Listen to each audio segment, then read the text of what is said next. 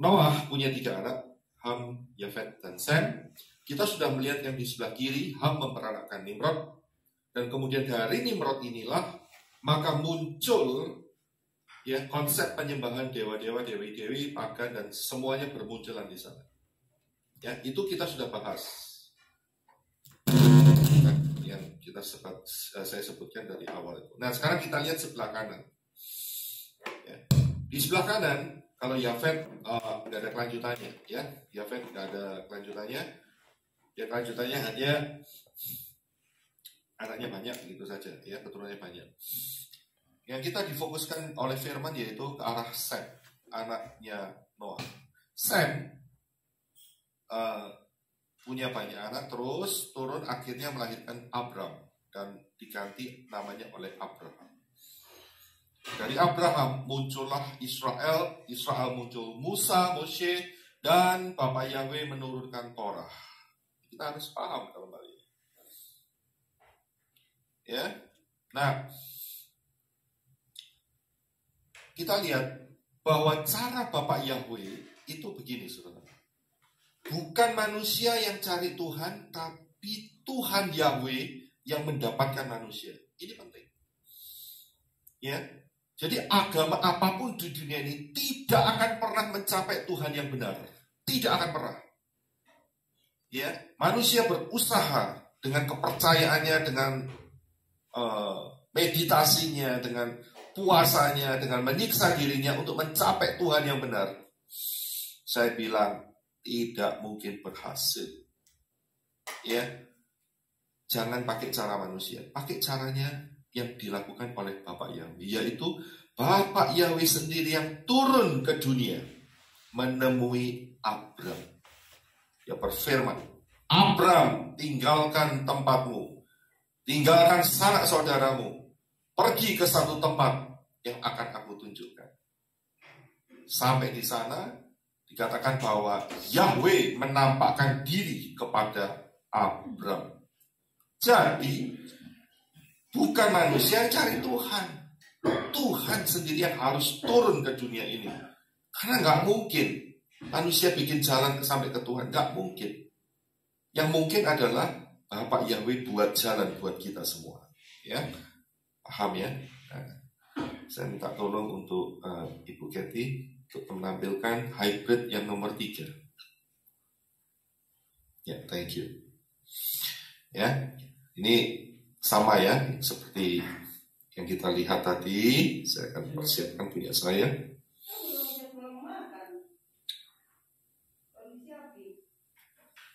Ya. Ya, jadi dari Sem turun Abraham, turun ke Israel, turun ke Moshe, ya, dan Torah diberikan.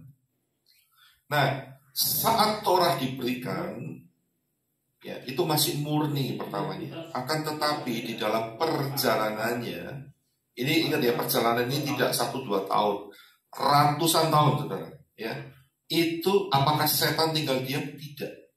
Ternyata setan pakai ya petinggi-petinggi dari Israel, petinggi-petinggi agama Israel saat itu, ya, rabai-rabai, ya, itu mereka membuat satu rangkuman atau satu praktek buku-buku, ya, dan mereka tulis, dan itulah yang disebut sebagai Talmud. Nah, jadi saudara bisa lihat, Musa dapat Torah, tetapi dalam perjalanannya muncullah Talmud. Saudara bisa lihat di sini. Nah, Talmud ini zamannya Yohanes Pembaptis itu mempunyai kekuatan yang lebih besar dari Torah, lebih besar dari Torah. Jadi karena itu saya gambarkan di sini Talmudnya hurufnya gede, zamannya Yohanes itu Torahnya kecil. Terbukti dari mana? Saat Yeshua HaMashiach berkata, aku datang bukan untuk meniadakan Torah, tetapi untuk menggenapi. Dan juga saat itu Yeshua sering mengatakan demikian. Ya, Tuhan atas hari Sabat adalah anak manusia. Mengapa? Mereka itu ya, dengan menggunakan Talmud, mereka itu menambahin semuanya dengan adat istiadat. Yeshua berulang-ulang kali mengatakan, kamu lebih menghargai adat istiadatmu, ya, daripada Torah. Ini nggak benar, karena itu Yeshua memperbaiki. Nah, saat diperbaiki, ini dia sifat manusia itu jahatnya di sini coba. Saat diperbaiki nggak mau diperbaiki, tapi tambah yang mau memperbaiki ini dibunuh. Wah, cerita lama, saudara. Ya, ini kayak Kain dan Habil. Sudah tahu salah si Kain, nggak menyadari dirinya salah, akan tetapi dia lempar ke orang lain dan dia bunuh. Persis kayak Yeshua dengan ahli-ahli Torah dan Farisi Saduki saat itu. Yeshua membenarkan, ya, posisi Torah yang benar. Saya kasih contoh soal hari Sabat. Sampai Yeshua itu berkata demikian, kalau sampai dombamu atau keledaimu atau sapimu masuk ke dalam lubang saat hari Sabat, keluarin nggak kamu? Ya. Kenapa Yeshua ngomong seperti itu? Karena orang-orang saat itu komplain. Yeshua menyembuhkan orang sakit saat itu. Dan apa yang terjadi? Yeshua katakan itu, mereka nggak bisa jawab. Yeshua berkata, angkat tilammu, jalan kamu sekarang. Jalan orang lumpuhnya. Saat mereka dia angkat tilam, ahli Farisi dan Saduki berkata, ini hari Sabat, nggak boleh angkat, nggak boleh kerja. Orang yang baru disembuhkan berkata, orang yang menyembuhkan saya katakan, angkat tilammu, angkat tikermu, angkat tempat saat kamu berbaring. Ya. Yeshua berkata, anak manusia adalah Tuhan atas hari Sabat. Itu problem terutama. Dan kalau sudah perhatikan, selalu dikatakan setelah itu, maka orang-orang Farisi Saduki berencana untuk membunuh Yeshua. Nah, itu. Selalu mereka itu. Karena apa? Yeshua memulihkan Torah, menaruh Torah di dalam posisi yang benar. Orang-orang yang percaya Talmud yang disusupi oleh Satan, ya, membenci Yeshua, bahkan mau membunuh Yeshua. Hati-hati ya. Spirit Talmud ini gak bisa disepelekan.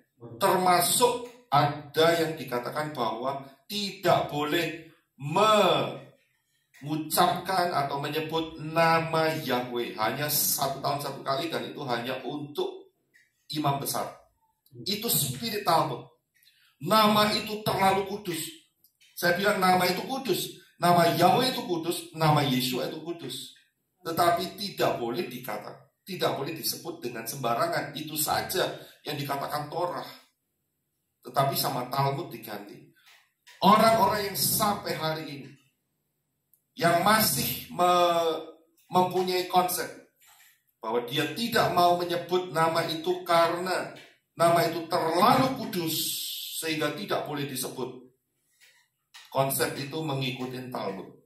Dan disitulah roh-roh jahat menabur benih, sehingga orang-orang tidak mau menyebut nama Yahweh dengan benar. Jadi harus dimengerti. Ya. Now, saat Yeshua, Torah digenapi dan dipulihkan. Nah, setelah zaman Yeshua ini, kita lihat di slide berikutnya, yaitu terjadi 2 stream yang berbeda. Yaitu ini, saudara, saya tunjukkan.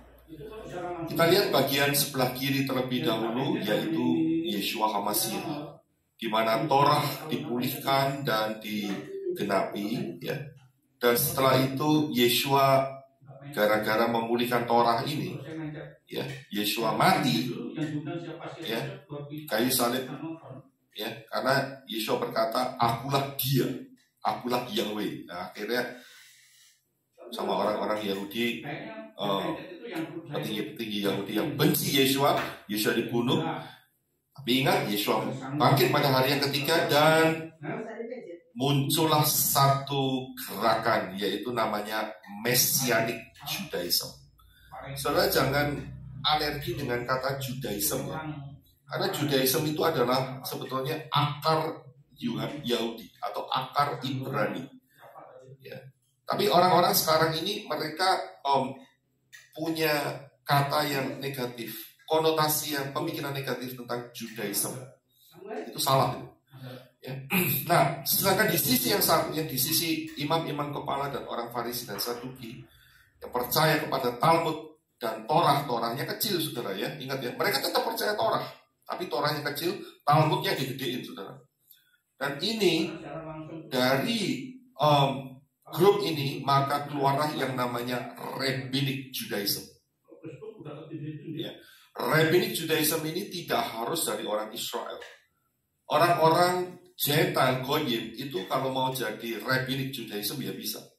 Dan itu berlaku sampai hari ini. Sampai hari ini. Ya.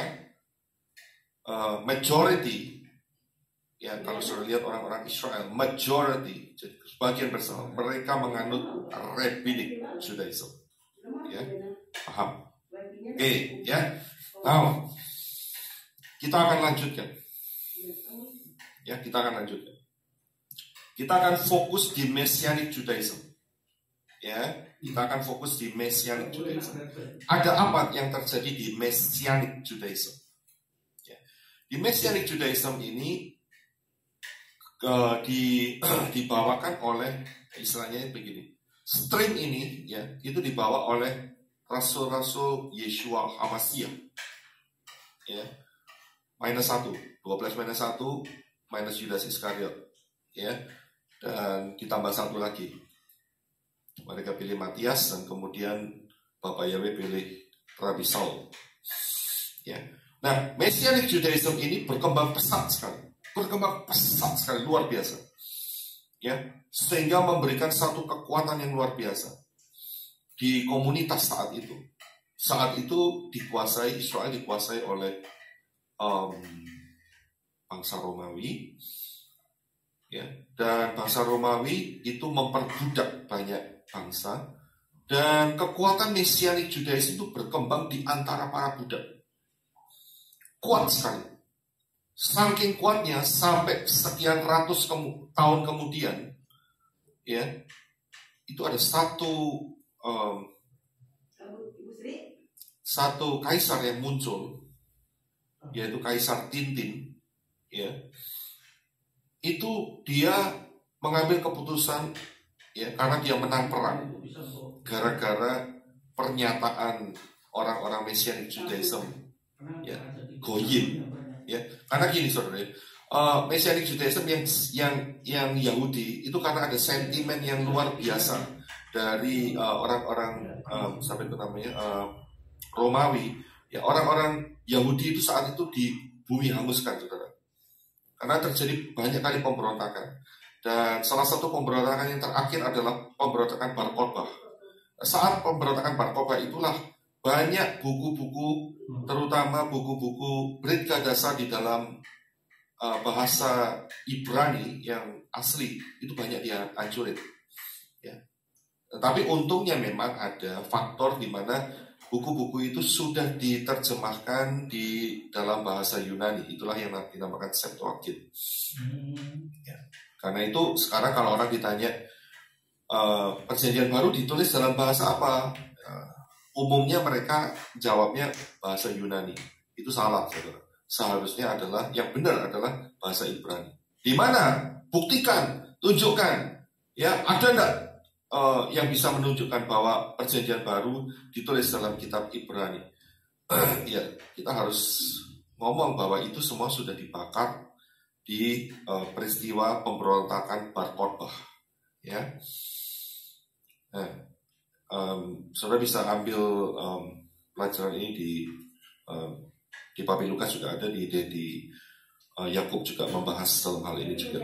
Saya nggak akan bahas di sini. Ya, saya hanya bahas perkembangannya saja. Nah, jadi orang Yahudi saat itu betul-betul ditekan karena bolak-balik berontak. Sehingga yang kuat, Messianic ini adalah Messianic Gentile, Messianic Goyim.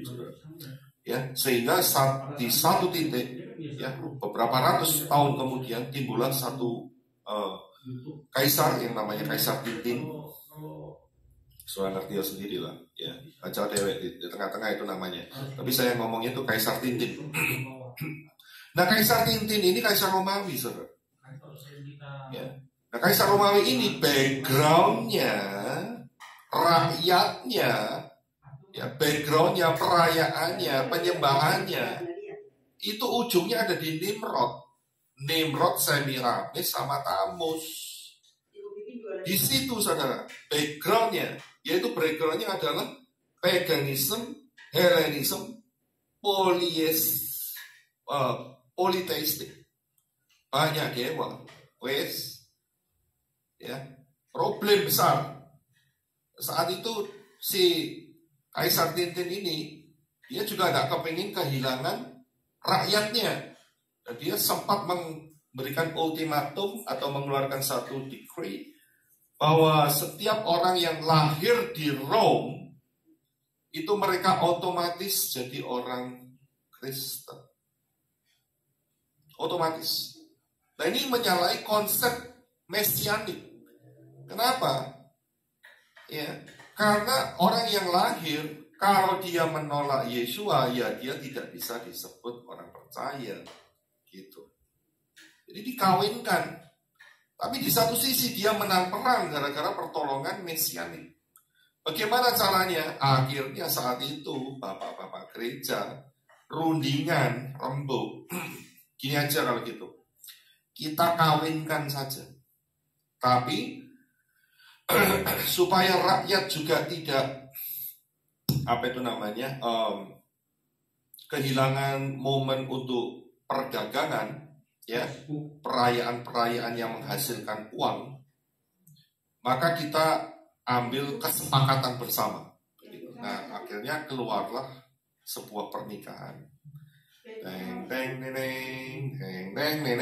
dikawinkan, saudara. Mesianik itu tadi, ya, grup mesianik dikawinkan sama konsepnya si Tintin. Terjadilah yang namanya agama yang dihybrid. Nah, ngerti ya sendiri, saudara. Ya, keluar agama apa di sini? Nah, dari agama hybrid ini, maka, ya, karena konsepnya sudah diubah semua, bukan diubah ya, sebetulnya bukan diubah ya, kalau saya bilang ya, dikawinkan, ya, dikawinkan. Maka Yeshua HaMasyiah, ya, mereka nggak bisa nyebut Yeshua karena ada beberapa huruf yang hilang, jadi mereka ganti di dalam perkembangannya menjadi yaitu Yunani, saudara. Ya, Yunani. Ya, saudara bisa lihat gambarnya itu ada bedanya. Jadi beda yang kita sembah ini. Ya, yang kita sembah itu beda. Yeshua dengan Yunani itu sebetulnya beda, saudara. Dan dari sinilah muncul, ya, konsep yang lama itu muncul, tapi dengan gambar yang dipercantik, ya, gambar yang dipercantik muncul semua, saudara. Ya. Wajah yang dipercantik itu muncul semua dengan konsep agama hybrid ini muncullah. Nah, ini dia. Ya, setelah ini, ya, ini konsep lama. Tadi saya sudah jelaskan dari sisi Nimrod. Kalau nggak jelas, ulangin lagi, saudara. Ini dari sisi Nimrod. Ya, saudara bisa lihat. Ya, dulu yang digendong yang kecil namanya Tamus. Sekarang yang digendong yang gambar di tengah namanya siapa? Yunani kecil, begitu, ya kan? Dulu ibunya namanya Semiramis. Kalau di sebelah kanan ada gambarnya dari Mesir, itu namanya Isis, ya kan? Nah, yang di tengah siapa namanya? Hurufnya Mem, begitu saja, ya kan? Saudara ngerti? Mem sama Yunani, gitu. Tapi konsep ini nggak ada di dalam Tanak dan Brit Kadasa, nggak pernah ada. Ya. Dan puji Bapak Yahweh, kalau saudara lihat movie The Passion of the Christ, secara alam roh saudara lihat siapakah konsep ibu dan anak ini. Saudara jangan komplain sama saya, karena nama saya Joseph Roy, bukan Mel Gibson. Ya, jadi kalau mau komplain sama Mel Gibson. Ini dia roh di balik ibu dan anak ini siapa? Lihat toh sendiri Passion of the Christ. Itu ada di sana, saudara. Ya, ini siapa yang digendong ini?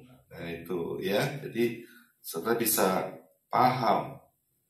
Ya, jangan tersinggung. Tersinggung itu berarti saudara perlu membongkar fondasi yang lama. Ya, fondasi yang lama harus dibongkar supaya penyembahannya bukan kepada si tuyul ini, saudara. Tuyul yang digendong ini. Ngerti ya, saudara? Ya, tapi kalau pakai sistem tuyul ya mana ada yang orang mau datang, ya kan? Ya orang lebih suka yang dipercantik loh ya. Nah, ini dia yang dipercantik, ya kan? Pakai baju putih, imut-imut, ya kan? Orang lebih suka yang di sini ada aura holiness, begitu. Nah, auranya ini kan bukan aura holiness, gitu ya. Ya, kalau yang ini auranya adalah kekudusan, holiness. Kalau yang ini auranya kekudisan. Ya, jadi beda, kudus dan kudis. Jadi saudara paham ya. Nah, selain itu konsep apa lagi yang muncul? Yaitu konsep Ratu Sorga ini muncul lagi, saudara. Queen of Heaven. Wow, tapi lebih cantik, saudara. Ya, lebih cantik, lebih elegan. Ada merpatinya di atasnya. Wow, diurapi oleh the Trinity. Dia kan mesianik. Ya. Jadi konsep ini muncul, the Trinity, Ratu Sorga, Queen of Heaven. Ya. Saya berikan slide-nya lagi. Ada yang Guadalupe, Queen Heaven, dan sampai ada yang mengeluarkan air mata darah. Pantungnya keluar air mata darah. Bagi roh-roh jahat mah gampang ini mah. Ya, ini mainan kecil ini. Ya, patung bisa keluarin air mata darah. Jangan di 8360 gitu loh sama setan. Ya. Kita harus JNAS. Jangan 8360. Ya. 8360 atau 8390. Nah, seringkali konsep ini juga diambil dari katanya mereka. Diambil dari Wahyu 12 ayat 1. Saya bilang ngawur. Bukan. Ya, perempuan ini tidak sama dengan Wahyu 12 ayat 1. Saya tegaskan, bukan. Ya. Ini adalah konsep Semiramis. Yang sebelah kiri atas, ya, anaknya yang kecil tadi sudah jadi dewasa. Ya. Udah jadi dewasa. Ya. Tapi ibunya juga sama. Ini konsep-konsep itu tadi Semiramis, Tamus, Nimrod, Semiramis dan Tamus. Ya. Apakah ini satu kebetulan? Kalau di kantor pusatnya mereka di depannya mereka kasih potlot atau apa itu potlot atau bahasa Surabaya. Pakai tiang ini, ya, tiang ini itu ada obelis, itu ada di V, ya, di kota V, di Roma sana. Apakah ini satu kebetulan? Loh, yang disembah itu sopo gitu, yang disembah itu siapa gitu loh. Kok lambangnya dia ada di sini tuh ngapain di alun-alunnya ini di apa tuh alun? Di pelatarannya itu ya, kok ada lambangnya yang lambang Mesir kuno ini? Emangnya siapa yang disembah? Ya, walaupun di atasnya dipercantik, saudara, dikasih huruf taf. Di atasnya ada huruf taf, saudara. ada salibnya. Dipercantik. Itu kan cuman istilahnya itu lipstiknya saja, tapi originalnya kan tidak di situ. Originalnya kan ya yang dari Mesir itu, obelis itu. Ya. Kemudian pakaiannya sekarang. Lihat aja topinya, penutup kepalanya. Apa bedanya dengan Dagon? Ya, kalau mereka mengadakan ritual-ritual, lihat aja. Saya nggak berani ambilkan yang gambar yang ini ya, yang modern ya. Nanti problem, ya repot nanti. Coba kita jadi manusia itu jangan 8360 gitu loh, atau 8390. Ya, jangan gampang-gampang dikasih spirit 8360 atau 8390. Ya, kita harus JNAS lah. Ya, kita harus JNAS. Yang ngeri ya. Nah, prakteknya gimana? Yeshua juga dibaptis di Sungai Yordan. Mereka nggak mau kalah, saudara. Ya, nggak mau kalah. Ya, lebih baik, lebih aman sejak kecil. Ayo kita baptis. Nah, ini dia. Ngerti oh dewek, saudara. Ya, kepalanya dijungkel gitu, disiram air. Ya, yang kecil, udah supaya aman, nggak repot-repot. Sejak kecil sudah diserahkan sama grupnya mereka. Selain itu dalam perkembangannya juga ada yang namanya, ini dia nih. Jadi dosa itu tidak dihapus dengan darah Yeshua. Ya. Dosa nggak dihapus. Dosanya itu dihapus dengan sepucuk surat yang harus dibayar. Nah, ini dia. Ya, surat apa yang dikeluarkan? Ya, saudara baca sendiri. Begitu yang di depan, ya kan? SPD, itu dia. Supaya bisa dihapuskan dosa-dosanya. Ya, tolong Ibu Kathy bisa lanjutkan ke hybrid yang keempat. Thank you. Surat penghapus dosa. Itu mereka keluarkan, saudara. Ini fakta loh. Saya nggak mengada-ngada. Ya, saya nggak mengada-ngada. Ini saya cuma bicara fakta sejarah. Jadi jangan tersinggung. Yang tersinggung itu berarti waktunya untuk saudara bertobat. Itu yang tersinggung. Bertobat oh kalau saudara tersinggung. Supaya saudara masuk samayim yang benar. Masuk surga yang benar. Ya, jangan masuk surganya mereka. Nggak pasti surga mereka. Ya, nggak pastinya itu. Yang jelas pastinya masuk lautan api ya iya gitu. Maksud saya begitu. Ya, jadi dari sini kita bisa lihat kalau dulunya Yeshua HaMashiach setelah kena agama hybrid, sabatnya diganti minggu. Loh Pak, nggak boleh ibadah tiap hari kan? Boleh. Siapa bilang nggak boleh? Tapi sabat itu satu yang harus diperhatikan baik-baik. Karena sabat adalah hati Bapak Yahweh sejak masa penciptaan. Dan arti sabat itu luas dan dalam sekali. Sampai-sampai ada pola 7.000 tahun. Dan tahun yang ke 7.000, 1.000 tahun, itu adalah sabat 1.000 tahunan, saudara. Yeshua HaMashiach memerintah sebagai raja di sabat itu selama 1.000 tahun. Gak lama lagi, saudara, gak lama lagi. 2030, gak lama lagi. Ya, saudara lihat aja pelajaran misteri 2030. Ini berhubungan semua, saudara. Ya, jadi Yeshua HaMashiach diganti Yunani, sabatnya diganti minggu. Alasannya pinter, saudara. Karena Yunani bangkit pada hari yang ke-8, hari Minggu. Saya bilang tidak. Yeshua HaMashiach bangkit hari Sabat. Karena itu akan menggenapi kerajaan 1000 tahun. Yeshua akan memerintah sebagai raja. Bukan hari yang ke-8. Bukan. Itu pasti. Dari pola 2030.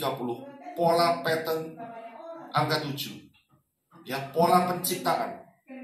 Ya, jelas. Yeshua HaMashiach. Matinya hari ke-4. Bangkitnya hari ke-7. 72 jam. Nah, mereka ganti. Supaya kelihatan ilahi hari Minggu. Begitu ya. Yaitu namanya kan 8360, 8390. Ya, setan menabur benih 8390, 8360. Ya, jadi hati-hati. Apalagi setelah dikawinkan. Perhatikan yang ini. Yeshua itu moreh, guru Torah, menggenapi dan menjunjung Torah. Yunani, oh enggak. Kita buang Torah. Kita tidak lagi di bawah hukum. Ayatnya diacak-acak. Torahnya dibuang. Saudara bisa lihat kekacauan di agama hybrid ini. Saudara, sekarang ini kenapa kok saya bawakan ini? Ini untuk membuktikan bahwa kita ini menyembah yang tidak sama dengan mereka. Saya harus katakan, dulu kita dari sana. Tapi kita kuncinya di sini. Kita mau digiring ke arah yang benar. Fondasi yang salah dihancurkan. Bangun fondasi yang baru, yang benar, yang sesuai dengan hati Bapak Yahweh. Itu yang benar. Gak dipertahankan. Saya bisa lihat. Jadi konsep saat kita sudah digiring ke tempat yang baru, yang benar oleh Bapak Yahweh, yang lama itu harus dilepas. Kita harus ngomong sekarang. Yang kita sembah itu tidak lagi Yunani, tapi Yeshua Ibrani. Begitu. Ya. Jangan ngotot. Saya dapat mujizat gara-gara nama Yunani. Loh, itu kasih karunia, anugerah. Kamu dikasih supaya kamu bisa digiring untuk supaya kamu kenal yang benar. Bukan tambah kamu ngotot, tambah jatuh cinta dengan yang Yunani. Itu konsep salah. Itu konsep tidak mau dikasih tahu. Itu konsep sombong. Itu spirit sombong, tidak mau dikasih tahu. Tidak mau diarahkan, keras kepala, tegar tengkuk, pemberontak. Itu semua ada di sana, lengkap. Masih mengagungkan yang Yunani. Saya dari sana, saya dapat mujizat di sana, saya dapat kesembuhan, saya dilepaskan dari setan di sana. Itu cara Bapak Yahweh supaya bicara dalam hidupmu untuk mengarahkan ke yang benar. Jadi jangan dipertahankan. Apalagi selain daripada Yeshua adalah guru Torah, tapi yang satu Torahnya dibuang, diacak-acak.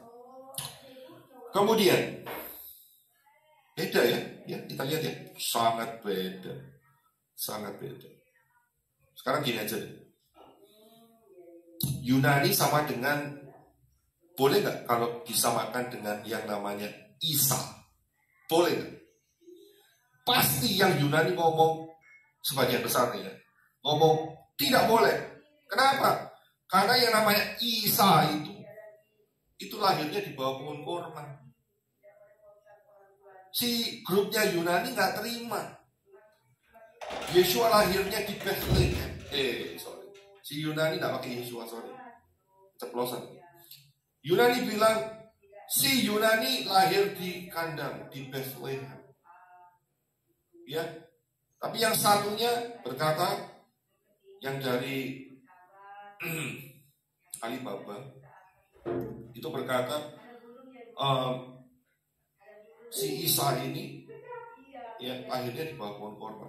Yunani kotor. Oh enggak bisa. Kita tidak sama dengan itu. Loh, kalian yang Yunani berani ngomong enggak sama. Saya dan grup ini dan tim ini, saya juga mendeklarasikan Yeshua tidak sama dengan Yunani. Tidak sama. Ya, ini bukti-bukti yang sangat kuat. Yunani itu akarnya Nimrod, Semiramis dan Tamus. Yeshua akarnya Abraham, Ishak dan Yakub. Dan disitulah Yahweh yang menyatakan dirinya sendiri kepada mereka. Beda. Kemudian apa lagi? Nah, ini kelihatan beda. Ya. Lahirnya Yeshua HaMashiach 15 Tisri, Sukot. Yang Yunani 25 Desember. Beda. Mosok gak bisa lihat sih, beda tanggal. Ya kan? Sudah gitu ditambahin apa lagi? Ditambahin Yeremia tadi, pohon yang dihiasi. Beda. Ya, spiritnya beda. Sangat beda. Apalagi yang beda? Lahirnya beda. Tadi yang Yunani berkata, Yunani lahir di kandang domba. Ya, yang grup Alibaba ngomong lahir di bawah pohon kurma. Ya kan? Beda kan? Itu saja saudara bisa menilai. Nah, kenapa kok nggak bisa menerima yang benar? Ya, kita hari ini bukan menjelekkan, tidak. Kita mengasihi saudara semua. Kita mau supaya saudara kenal yang benar. Jangan 8360 atau 8390. Kita harus jelas. Ya. Matinya gimana? Matinya 14 Nisan, Yeshua HaMashiach. Hari keempat Pesach, Paskah. Ngomongnya Paskah ya, Indonesianya. Tapi buat Yunani ngomong apa? Matinya kapan? Jumat. Hari keberapa? Hari ke-6. Beda. Ya silahkan kalau Yunani mau mati hari Jumat. Buat kita, Yeshua HaMashiach mati hari keempat, Rabu, 14 Nisan. Ya, dan mereka ngomong bangkit, sama-sama bangkit. Iya, saya tahu bangkit. Tapi buat Yunani ngomong bangkitnya itu namanya Paskah. Kita ngomong ngawur. Ya, karena kita tahu kebenaran Paskah itu kematiannya. Ya, tertulis di dalam Keluaran, Imamat, tertulis semua.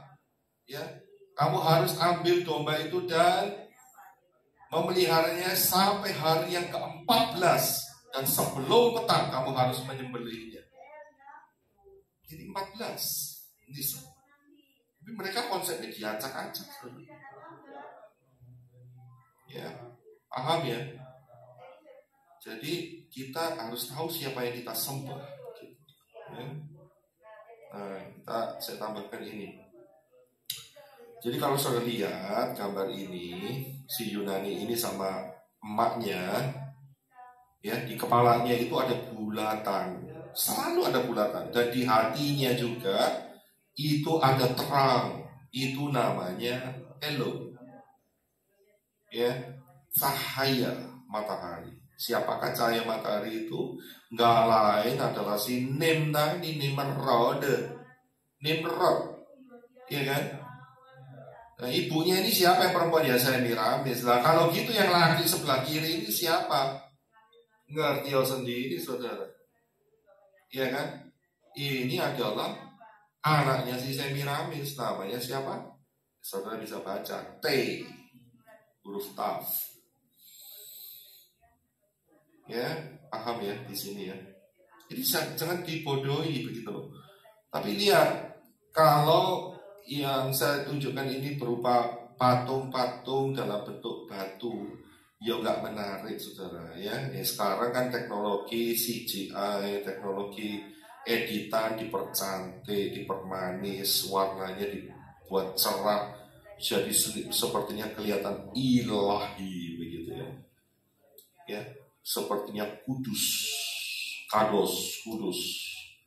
Ya, ternyata Roh Kudus di sini ya, Roh menular, Roh Kudus.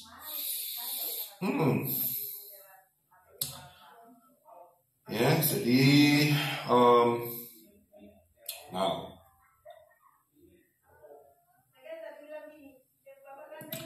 Yeshua HaMashiach adalah Yahweh di dalam rupa manusia. Agama hybrid nggak mau, saudara. Nggak mau terima. Ya, terimanya gimana? Kita ada satu istilah yaitu Trinitas.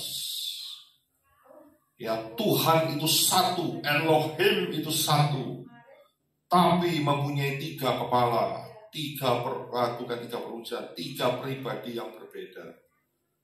Ya, itulah konsepmu. Ya kan? Tapi bukan konsep firman. Konsep firman adalah Yahweh turun ke dunia ini di dalam rupa manusia, yaitu Yeshua HaMashiach. Kalau konsep mereka adalah 3 person yang sama, equal, gitu ya, sama, ya, saling mengasihi, ya, tidak ada yang saling iri. Dulu saya konsepnya kayak gitu, saudara. Tapi Bapak Yahweh mengarahkan, ngawur konsepmu, Pak Yosef Roy, ngawur saat itu, ayo bertobat. Jadi saya diarahkan ke yang benar. Nah, mau diarahkan itu bagus. Ya, konsep mereka adalah salah satu dari Trinitas. Nah, kita lihat ya, di dalam Messianic Judaism, maka dalam perkembangannya Goyim lebih kuat sehingga terjadilah agama hybrid. Nah, di dalam proses agama hybrid ini muncul seseorang. Ya, muncul seseorang. Nah, di Indonesia ada yang namanya Roy Martin. Ya, di Amerika ada yang namanya Martin Luther King. Nah, karena itu orang yang muncul saat itu, ya, itu namanya Roy King. Nah, begitu. Ya. Anehnya ya, Roy itu dari bahasa Prancis, artinya king, saudara. Ya, jadi Roy King itu, Roy itu bahasa Prancis yang artinya king. Ya. Nah, orang yang ini yang ada di garis sebelah kanan, ya, itu namanya Roy King tadi. Ya. Dari situ dia tidak setuju dengan surat SPD tadi, dengan konsep bahwa pengampunan dosa itu harus diberi surat. Dia nggak setuju, protes dia. Nah, itu dia, ngerti ya, protes. Dia juga dalam perkembangannya nggak setuju, ya, beberapa hal, yaitu kitab suci itu yang boleh baca hanya imam-imam. Nggak setuju dia, ya. Gara-gara nggak setuju itu problem besar. Akhirnya dia dikeluarin dan terjadilah grup. Yaitu grup apa? Ya, saudara bisa lihat nih. Nomor 1, 2, 3, 4, 5, 6, 7, 8, 9, 10, 11. Itu ada nama-nama Indonesia nggak ya? Oh ada, tapi saya singkat ya. Saudara paham ya? Ya ada, ya saudara baca sendiri lah ya. Nomor 1, nanti jadi nggak timbul masalah ya. Jadi nomor 1 sampai nomor 10, 11, 12, 13 dan seterusnya, saudara. Ya, sayangnya Roy King ini dia tidak kembali ke pola Ibrani. Tapi memang nggak bisa disalahin, saudara. Karena apa? Saat itu, ya, Tanakh dan Brit Gadasa itu semua udah diganti Septuagint. Saya nggak bisa nyalain. Kok nggak mau kembali ke pola Ibrani? Dia mungkin nggak ngerti juga, gitu. Tapi ini adalah cara Bapak Yahweh untuk menggiring dari agama hybrid itu. Roy King harus keluar dari sana, ya, harus keluar dari konsep yang salah, gitu. Ini cara Bapak Yahweh, ya. Dan dari situ keluarlah, gitu. Ya, yang nomor 2, ya, yang nomor 2 itu adalah grup yang menentang, ya, bayi yang disiramin air itu ditentang. Itu startnya dari sana, saudara. Jadi kalau saudara lihat hari ini banyak orang yang dibaptis dengan cara yang benar, itu grup yang nomor 2 itu yang memulai. Saya kasih tahu ya, grup yang nomor 2 itu kuat sekali di Amerika. Di Indonesia ada. Ya, yang nomor 2 itu sangat strong sekali, ya, untuk menyuarakan bahwa bayi itu tidak boleh dibaptis. Ya, tapi sayangnya dalam perkembangannya nomor 2 ini itu lebih berfokus membela Yasir Arafat. Nggak ngerti ya, membela grupnya Yasir Arafat. Itu nomor 2. Selanjutnya, dari Roy King ini juga terjadinya pembentukan yang namanya, ini dia ya, Seventh Day Adventist ya. Tapi fondasi Seventh Day Adventist saya harus kasih tahu sama saudara ya. Itu fondasinya adalah dia percaya kepada Trinity ya, itu yang pertama. Yang kedua, mereka menolak hukuman kekal atas manusia. Jadi mereka berkata tidak ada lautan api, tidak ada. Jadi manusia mati ya selesai, itulah hukumannya ya. Nah kalau gitu ada kebangkitan, ada kebangkitan. Dan itulah orang-orang yang diridhoi oleh Bapak Yahweh, jadi yang akan dibangkitkan kembali. Saya harus pakai kata seperti itu supaya gampang. Itu yang dapat favor dari Bapak Yahweh melalui jalan keselamatan oleh si Yunani. Ya, tapi konsepnya sama. Mungkin saudara tanya, Pak Roy, kok bisa tahu Seventh Day Adventist? Saya SMA saya di sana. Dan puji Bapak Yahweh, melalui SMA di sana saya dapat Ibu Ada Sopangkon. Ya, saya dapat istri yang luar biasa. Yang sangat mendukung, mendoakan kita semua, mendoakan CNAS, ya luar biasa sekali, ya itu ajaib buat saya, ya ajaib, sangat ajaib, banyak miracle, ya banyak mujizat. Karena saat ketemunya dengan Ibu Ada Sopangkon saya ada di SMA saat itu, ya enak. Jadi saat itu kalau hari Sabtu libur sebetulnya. Ya karena saya Pantekosta saat itu, ya teman-teman saya berkata, loh kamu Sabtu nggak sekolah? Enggak. Kenapa? Libur. Loh kok enak libur? Iya enak. Ngapain aja? Iya buat pacaran, saya bilang gitu. Ya ekstra waktu. Ya. Dan puji Bapak Yahweh saya diarahkan terus bisa menikah dengan Pada Sopangkon dan terus sampai hari ini. Satu anugerah yang sangat luar biasa buat hidup saya. Ya, itu Seventh Day Adventist. Nah dari Seventh Day Adventist ini juga keluarlah konsep Watchtower Society. Siapakah dia? Ya, saudara ngerti itu di situ ya. Jehovah Witness. Dan mereka adalah fondasi imannya adalah pencipta alam semesta ini adalah Yehovah atau Yehuwa.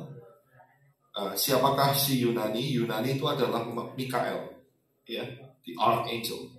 Dan mereka punya konsep yang sama dengan Seventh Day Adventist, yaitu menolak lautan api, menolak manusia ini dihukum untuk selama-lamanya, ditolak. Dan kemudian mereka juga mengatakan bahwa Roh Kudus Ruach HaKodes itu adalah power, ya, bukan Bapak Yahweh sendiri, bukan.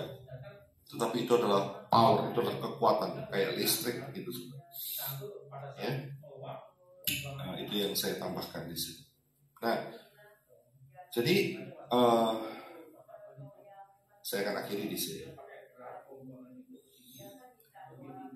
Sebelum 1948 terjadi sebuah movement yang luar biasa. Diawali dengan banyaknya ditemukan kitab-kitab yang hilang dan kitab-kitab yang mendukung Tanakh. Ya, itu ditemukan banyak sekali. Tapi pada saat itu juga ada yang namanya replacement theology. Replacement theology itu begini. Mereka mengajarkan bahwa orang-orang percaya itu adalah Kristen, itu adalah pengganti daripada Israel. Ya, penggantinya Israel. Nah, saat 1948 Israel merdeka, sebagian dari grup ini kaget, terkejut. Ternyata replacement theology itu salah. Karena Bapak Yahweh itu bekerja juga melalui Israel secara fisik. Jadi setelah 1948 terjadi dua grup yang berbeda, yaitu grup yang masih bersikokoh untuk memegang replacement theology, dan grup yang satunya adalah grup yang mengatakan replacement theology ini salah. Nah, dari perkembangan dari grup yang mengatakan salah ini, ya kan, itu keluarlah satu movement, yaitu mesianik. Jadi movement ini kembali lagi, saudara. Ya, dan juga orang-orang yang rabbinik yang saudara lihat tadi ya, bagian di atas, itu mereka menyadari bahwa juru selamat dunia ini adalah Yeshua. Yeshua, bukan Yeshua ya.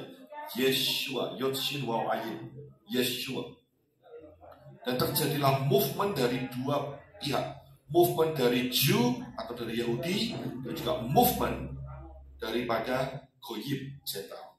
Sama-sama dua-dua ini kembali ke akar mesianik, dan ini terus terjadi sampai hari ini. Sampai hari ini. Jadi inilah fondasi yang benar, yaitu mulai dari Adam menuju ke Noah, dari Noah menuju ke Sem, dari Sem menuju ke Abraham, dari Abraham menuju ke Moshe, Torah, dari Torah Moshe menuju ke Yeshua HaMashiach, dari Yeshua HaMashiach menuju ke Mesianik. Ini adalah jalur yang benar. Tapi kan ya, dari Mesianik jangan bengkong menuju ke agama hybrid. Jangan ya, jangan. Jadi inilah fondasi yang benar. Jangan kita diciprati oleh roh-roh jahat, karena roh-roh jahat mau nanam spirit 8360 atau 8390. Tapi pakailah spirit yang Bapak Yahweh berikan pimpinan dalam hidup kita, sehingga kita menjadi JNS. Sebagai janji saya yang terakhir, saya pasti bingung, ini ngomong apa sih 8360 dari tadi ini. Saya memang sengaja untuk tidak mengirimkan sebelumnya. Jadi Bu Keti cengar-cengir ini tadi ngomong apa sih 8360 ini? Gak jelas. Di materia itu ya. Apa sih Pak? 8360, 8390 ini ya. Apa itu? Spirit apa sih? Coba bukannya 8360 sini Bego. ya udah itu dia. Kita 8360 sama dengan 8390. Kita jangan dikasih spirit Satan, yaitu dengan benih-benih 8360 dan 8390. Kirain gematria. Aku udah mau panggil sih. Jangan. Si Bapak Robi aja ini sekretaris saya mana? Ya, nah, gimana kalau dengan JNS? Saya tidak mengunggulkan, cuman ya ini yang saya dapat ya. JNS itu kan bacanya apa itu? Apaan ini? Ya, bacanya JNS kan katanya di atas. Nah, kalau itu dipisahin satu-satu, ya saudara bisa baca dengan satu pronunciation. Apa itu namanya? Apa? Saya mau tahu dari Bapak aja. J itu tetap J. Kalau tandanya yang setelah J itu kan bacanya N, I, N. Kalau U itu kan U itu kan bahasa Inggrisnya U, Y, Y, U, ya kan? S-nya ya tetap S, ya kan? Jadi bacanya Genius. Genius. Spirit Bapak Yahweh kasih supaya Genius. Jadi kalau orang tanya-tanya, jangan spirit 8390. Ya, jangan 8390 begitu. Selama JNS itu tetap di dalam jalurnya Bapak Yahweh, maka JNS akan tetap Genius. Mantap. Bukan jadi 8360 atau 8390. Juga termasuk saudara yang sudah kenal Bapak Yahweh di dalam Yeshua HaMashiach, jangan kembali dengan ya taburannya Satan, yaitu 8390 atau 8360. Ya, oke. Terima kasih. Bersama saya 2 jam. Smart banget. Haleluya, haleluya, haleluya.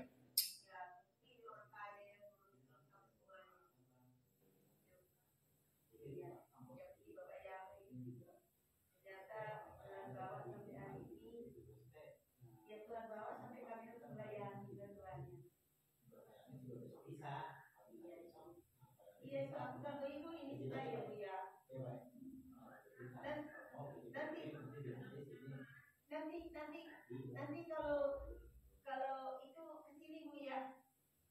Pagi ya. Pas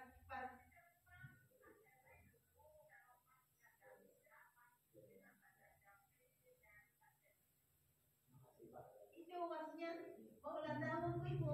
Besok pagi ini tanggal sananya. Oh tanggal saya sih tanggal 19 Februari, anakku tanggal 5 Februari. Pernikahan nanti kita bangsa kita tanggal 25 Februari. Itu.